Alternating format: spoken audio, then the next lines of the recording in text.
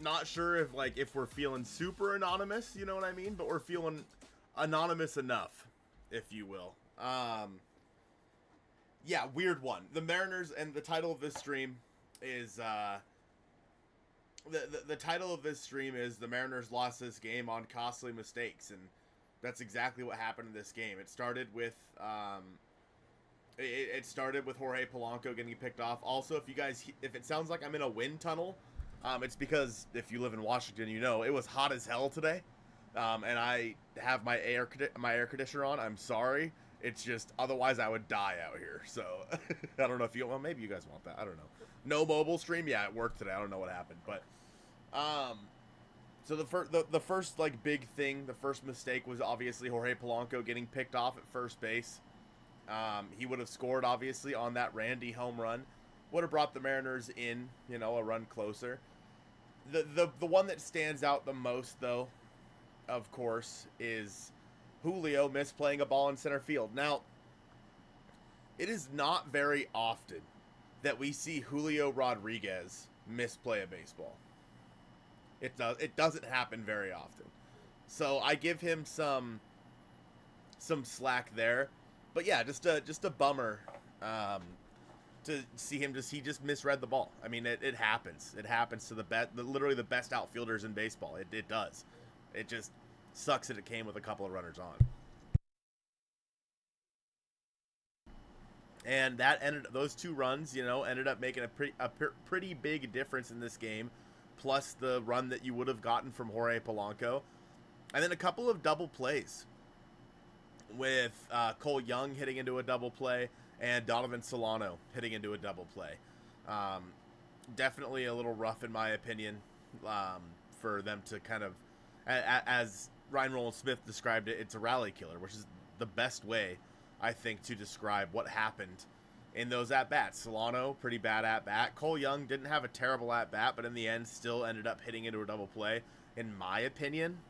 And I know that people aren't going to love it, but I think that you let Cole Young bunt. You just have Cole Young bunt there, and I don't know. It just, I don't necessarily understand some of the thinking from Dan Wilson in this one. Even last night I had some problems with the way that Dan was handling the offense, but yeah, those were kind of the differences in this game. I know there's a lot to talk about with Emerson Hancock. We could talk about him in just a second. I have thoughts on Emerson Hancock, but when you look at this series, that was the game that you were probably going to lose, right? You look at this series and you're like, man, Hancock on the mound. The Mariners are facing Lorenzen. There it is. I was waiting to see how long it took for someone to say that Cal had a bad game because of the home run derby practice. 4 minutes. Hell yeah, Mitchell. 4 minutes. I was waiting. Yeah, Cal was the Mariners' worst player today. He was 0 for 4 with 4 Ks. He was terrible. Plain and simple. In terms, but at the same time, okay, oh well, it happens. He can't be the best player every single time. Yeah, I think that in terms of the game that I thought you would lose in this series, it was most certainly this one. Lorenzen is just a guy that I feel like the Mariners, maybe have had trouble with in the past. I could be wrong on that, but I think that he's like the archetype of pitcher that I feel like the Mariners should be able to beat, and they always struggle against. And with home Emerson Hancock on the mound, it just didn't feel like it was going to go that well. I will say, okay? I will say, chat, I am more than okay with Emerson Hancock remaining on this team. I do not agree I do not agree that the Mariners need to go out there and get a 5. I wouldn't hate it, right? I wouldn't hate it if the Mariners went out there and got like another pitcher, but Emerson Hancock as your 5, as your number 5 is fine. It would have been a quality start today had Julio not misplayed that baseball. It would have been a quality start from him. He has, I think, the second most quality starts on your roster. I understand, you know, he's going to get hit around once in a while. That's just who Emerson Hancock is. You saw that Cubs game with him. It was the worst conditions possible for him. I am more than okay with Emerson Hancock being your 5. He would be a 3 in a lot of rotations. Truthfully. In a lot of rotations around the big leagues, he would be a 3. But because of the rotation he is in, he's a 5. I'd be okay if the Mariners sent him down and called up Logan Evans, but at the same time, like I am not upset with Emerson Hancock being on this roster. And if they were to go out there and get somebody better, fine, so be it, right? You can't rely on Bryce the rest of the year. You have to assume he's down for the year. Obviously, you can't you can't talk about, you know, going out and getting another pitcher until you know what you have with Bryce, but otherwise, it's Logan Evans and it's Emerson Hancock. Now, guys that are going to be available, I mean, who knows, right? It's still a little too early to tell. But when you look around the league, the guy that everyone's talked about the most has been Andrew Heaney. He's the one that the most obvious team, you know, that's going to end up selling, which is the Pirates. They have then the best player available is probably Andrew Heaney. The Pirates are going to trade him. I know that for, like, there's no way they don't trade him. So, yeah, I don't know, man. It's weird game today after a pretty easy win yesterday for the Mariners. So, there's a lot to talk about with this one. You know, and who was it? Creed just mentioned put Polanco on the injured list. Yeah, I'm over it, man. I'm over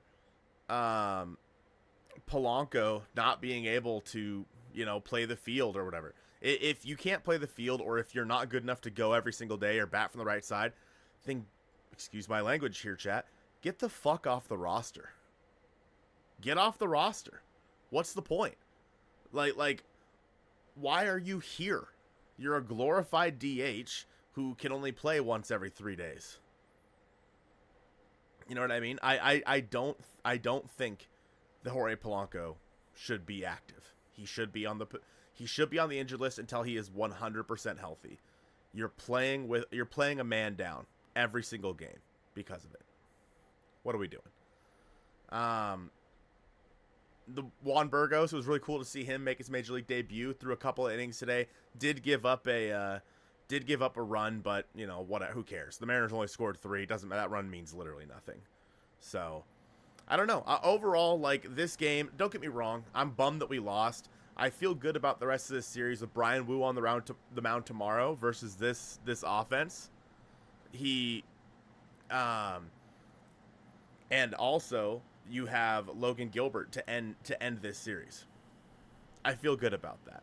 But who were the culprits on our team that just made it a loss? Jorge Polanco, Julio, Donovan Solano, and not as much, but Cole Young. Those 4 guys, Solano and Cole Young hitting a double plays. Julio misplayed a ball in center field. Polanco got picked off at first base. Those are like the guys that I think really stand out as the reasons why the Mariners lost today's game against a pretty bad offense in the Kansas City Royals. We know that the Royals have been pesky versus the Mariners over the past couple of years. But when it comes to what we have seen from this Royals team so far this year, you definitely should have won today's game. Like, I think that you definitely should have won today's baseball game, because when it comes to the team you're playing, the Royals are not good. Plain and simple. They have some good players. Michael Garcia is good. Obviously, Bobby Witt is good. Salvi, we know he has a ton of power, but this game, of the past, couple of weeks, this game, whatever. You're not gonna win every single game. Go out there, win the next 2 games, and I will not give a damn about this game. I don't care. You know what I mean? I don't care. Mariners Anonymous, because this game was winnable as hell. Yeah, I feel like any game that you lose to the Royals is a Mariners Anonymous night, because you should be able to beat the Royals every single time out there. You should. Their offense is terrible. Their pitching staff's decent, but their offense is terrible. So, rough one. I mean, it is what it is. It is what it is. So, just need to win the next 2. Yep. Good enough after that. Cal and his golden sombrero. Yeah, rough game for Cal. Rough game for Cal. That's the spirit, Mr. Guarded. Hell yeah, brother. You have the Pirates coming to town after that. Definitely a series you should win, if not sweep, versus the Pirates. And then you go back on the road before the All-Star game. So,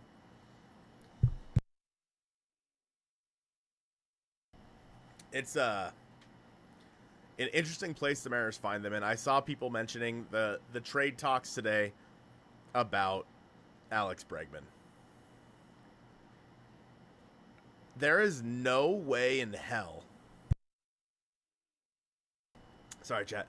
There is no way in hell the Mariners are going to give up what it's going to cost to get Alex Bregman when he has 2 opt-outs over the next 2 years. He would just opt out. Like, I don't know, like, why Alex Bregman would not just opt out of a deal with the Mariners. And people are like, oh, cool, they're interested in Alex Bregman. Maybe they should have went and got him, during the offseason. A, we know the Mariners aren't going to spend money. But B, there's a reason why the Mariners have so much trouble and don't get a lot of guys in free agency. It's because a lot of guys don't want to come hit here. From what you've seen over the past however many years, it's pretty obvious the offense at T-Mobile Park is ass. It's horrible. And so why would a guy want to sign here in free agency? That's why the Mariners have to trade to get their biggest bats or draft them, right? You have to either trade or draft the guys that you are supposed to have in the middle of your order. And that's what the Mariners did, right? Cal Raleigh, Julio. I mean, JP, that he was traded for. You know what I mean? The top 3 in your lineup were all drafted, developed, or traded to you. Getting a guy to come to you in the offseason on a free agent deal, you have to majorly overpay. And now don't get me wrong, the Mariners should overpay during the offseason because I don't give a damn. But still, there's a reason why a lot of guys won't come here. It is what it is. So, yeah, I just thought that one was weird. I saw someone say, is Skeen slated to pitch for our series? As of right now, no, Connor. However, the Pirates do have an off day, so they could reslot their rotation. I don't know why they would. I don't know why they would reslot their rotation, but if they do, then it's possible. Have all forgotten that Bregman's a cheater and kind of a lousy person. Oh, I absolutely despise Alex Bregman. I absolutely hate Alex Bregman. He is my least favorite player, I think, in the league, other than, like, the domestic abusers. And, like, just the actual, like, super shitty people off the field. Alex Bregman's my least favorite person in baseball. What type of hitter could the Mariners sign that would work in Seattle? Generally, it's a left-handed hitter, somebody with a decent amount of pop, and somebody who can get themselves on base quite a bit. Like, if I had to pick, like, an archetype, I think Juan Soto would have been a pretty solid fit for the Mariners had they wanted to go out there and get him because of his profile. He pulls the ball. He hits for power. He could hit it out of the Grand Canyon if he wanted to. I think that Juan Soto or Jose Ramirez is a guy. I mean, obviously, like, if I could pick one guy around the league to go get tomorrow, it's Jose Ramirez. I love Jose Ramirez. I think he is the most underrated player in all of baseball. And the Guardians aren't doing him any favors. You know what I mean? So, I basically dislike anyone on the Astros. Yeah, same. Just bring back Gino and get Yandy Diaz. I mean, I don't know if they're still interested in Yandy Diaz. I also don't I also don't know if I don't know if the Rays are going to end up selling because they're in the first wild card spot, I think, right now. Maybe it's the second wild card spot now, but yeah, I think that Yandy might not be available, but Gino is a slam dunk of a guy that they should go out there and get. J-Ram underrated? Yeah, he's underrated. He does not get the love that he deserves. He has never won an MVP. He is one of the best players in baseball, and yet he deserves more than he gets, in my opinion. Absolutely. I'm gonna have to say it, but Julio for 4. What about Cal Rollo for 4? How about Cal Rollo for 4 with 4 strikeouts? Thoughts? What would I give up for Gino? For half a season of Gino, assuming you're taking on the whole contract, it wouldn't be a ton. I don't think I'd give up anybody in your in the top 10. But I'm not sure. Like, could you give them like a Michael Morales, and could you do like Michael Morales and like I don't think I'd want to give up Ty Pete. Let me look at the Mariners top 30. Let me look at their top 30. Mariners top 30. So if I'm looking at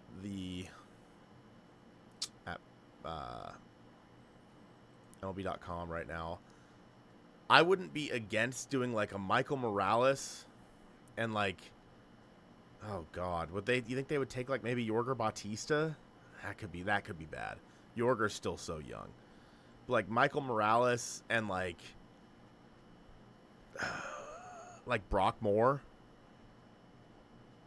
If they want a hitter, I mean, you could maybe consider giving them Tyler Locklear, since clearly the Mariners just don't ever want to play Tyler Locklear. Jared Sundstrom's a guy that you could give up, though I don't know if they'd want him. Maybe some bullpen guys, right? Like, could you give them like a Troy Taylor in there and have him be ready to go for next year? Could you give them Brandon Garcia? Garcia is basically ready to go for the big leagues. So maybe you don't want to do that, but Teddy McGraw maybe. Like, there's definitely guys. There's definitely guys down there that the Mariners could give up, and I think they should give up for Eugenio Suarez. I think that he is the guy that makes the most sense for this team, because Ben Williamson, I absolutely love his defense. He just has not lived up. Well, he just hits the ball on the ground too much. I mean, plain and simple. That's all he does is hits the ball on the ground. I think that when it comes to Gino, the defensive trade-off by Ben Williamson going down, and even if they were to trade maybe Ben Williamson to Arizona in that deal, I don't hate it, although I would be kind of bummed to see Ben go. I still think that he has a bright future in the MLB. I just think that he needs a little bit more time in AAA. He only got 2 weeks in AAA, guys. So I think that he needs to go back down there, find his swing a little bit, get back to hitting line drives. The one thing about Ben Williamson is that dude absolutely crushes the baseball and crushes line drives. That's the guy that I think the Mariners need right now, and unfortunately he's just not that. Eugenio Suarez, we know how good he was defensively. He's not as good as Ben Williamson, but you would take the trade-off if it means you're adding a guy who has like a 130 WRC plus with 27 home runs on the year. You know what I mean? I think that if the Mariners were to go out there and acquire Eugenio Suarez, and somebody mentioned adding Josh Naylor to that deal, yeah. I mean, if you're able to get Josh Naylor and Gino, obviously the package grows. The package grows if you were to get both of them. I'm not, like, at that point, would I give up, Ty Pete? Yeah, sure. I'd probably go like Ty Pete, Brandon Garcia, and maybe Ben Williamson for those three, or for those two. Like, I don't know if that's enough, but it's two guys that are on expiring contracts that are making a little bit of money, not a ton of money, but a little bit of money. So I don't know. I don't know what the Diamondbacks will be looking for. I need to get, probably after the draft, we're gonna have Aaron Hughes come on. He's like locked in with, not locked on, locked in with like the Diamondbacks as a team and like what they would want for those two. So J.I. with the 9-month member, we just had our baby. One team trade pack to solve multiple areas. Who you pick? Probably more than likely I would go with the Diamondbacks. That's just the team where they're going to be selling. The Mariners have traded with them in the past, and I feel like they have the pieces, the positions you need. So, what grade is the Griffey card behind me? It's a 9, I think. Oh, it's an 8. It's a PSA 8, not a 9. I actually, so it was funny, when I bought that card, so I'd never owned the Griffey rookie card before, and I'm like, yeah, I went to a card show for a sponsorship thing, and I went there, and I'm like, I'm gonna buy a Griffey card. That was my goal, to find a Ken Griffey Jr. rookie card, and I found that one and I bought it for like $60. And the guy was like, hey, man, by the way, I love the channel. I love, Mariner Mojo. I love the team. Give this one away. And he gave me a second one. It was like I don't remember. It wasn't PSA. It was, I don't remember what, Beckett maybe. I don't know. But it was another Ken Griffey Jr. rookie card that we ended up giving away, which is really cool. So, yeah. So I've seen a lot of Locked On with other teams. What is it exactly? Locked On is a conglomerate of like, it's one big umbrella, and there's a Locked On channel for every team in football, possibly, well, it's supposed to be every team in football, baseball, and basketball, I think. I don't know if they have guys running each one or not, but yeah, that they should. So, I saw someone say something about memberships. It is the first of the month, chat, so we have 5 memberships, I think, that we can give away. What do you guys think? To end the stream, we give away 5 memberships, see who gets lucky in this one? Huh? And then we'll save the other 5 for another day. We're going to talk a lot more about that Adam Jude article in Thursday's episode of the Hit It Here podcast. That's probably going to be our middle topic, talking about Bregman, talking about, Gino and all the other guys mentioned in there. That's probably what we'll end up doing. So, anyway, we're going to, I know, trust me, Jordan, if I could pick who the gifted members would go to, I would definitely pick Autumn. Definitely not Detroit Dojo. But here it is. Here we go, chat. I'm going to send the 5. Here we go. Who gets them? Let's make it happen for the end of the stream. Definitely not Detroit Dojo. Robert gets one. Honda Civic. Ian. Joseph Caffrey. And Eric. Damn. Autumn is just unlucky. Autumn's unlucky, truthfully. You deserve member? No, you don't. You don't deserve anything. For what it's worth, chat. I know that we give a lot of shit to Detroit Dojo, but like I actually know him personally, so when I'm mean to him, just know he deserves it. So, but no, I appreciate you guys for hanging out in this stream after a tough loss. We'll be back again tomorrow. We'll be back again tomorrow for the stream after tomorrow's game. Fingers crossed, Logan versus Noah Cameron. They're able to get it done. Oh my God, Nick with the 5 gifted to Nate, to Kevin, to Ryan, to Cricket, and to Banana the Bad Guy Williams. I appreciate the 5 gifted Mini Galen. Man. Autumn and Reese, unlucky. This is so sad. I think if you get gifted a member, then you never get another, never gifted again. Is that true? I didn't know that. But anyway, we will be back again tomorrow for another stream. But for now, that is going to do it from us. Or I guess me. I guess I'm alone. Joe's not here. But again, I appreciate you guys being here. Again, if I don't talk to you before the 4th, happy 4th. Be safe. And some of you, I'll see you tomorrow. Fingers crossed, Mariners can pull out a dub tomorrow. See you then.